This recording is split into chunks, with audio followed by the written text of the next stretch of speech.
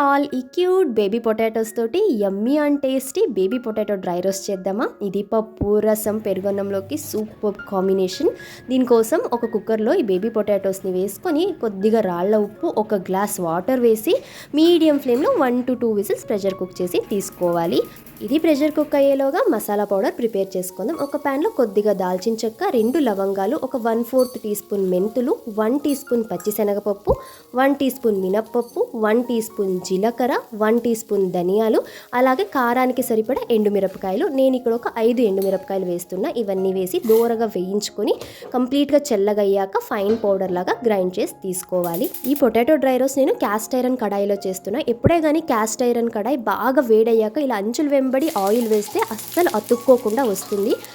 ఇలా ఆయిల్ వేడయ్యాక సన్నగా తరిగిన అల్లం వెల్లుల్లి, ఆవాలు, కరివేపాకు వేసి ఇవి చిటపట్లాడాక ముందుగా ఉడికించి పెట్టుకున్న పొటాటో పీల్ తీసి వేసుకొని ఇవంతా ఒకసారి మిక్స్ చేసుకొని ఒక 2 మినిట్స్ కుక్ చేసుకున్నాక కొద్దిగా పసుపు వేసి అంతా మిక్స్ చేసి మళ్ళీ ఒక 5 మినిట్స్ మీడియం ఫ్లేమ్లోనే కుక్ చేసుకోవాలి.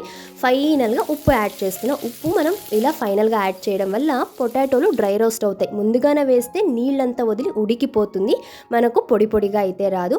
ఇంకా ఫైనల్గా మనం ముందుగా గ్రైండ్ చేసి పెట్టుకున్న మసాలా పౌడర్ని కూడా వేసి అంతా కలుపుకొని జస్ట్ ఒక 2 మినిట్స్ కుక్ చేసుకొని సన్నగా తరిగిన కొత్తిమీర వేసుకుంటే ఎంతో టేస్టీగా ఉండే బేబీ పొటాటో డ్రై రోస్ట్ అయితే రెడీ.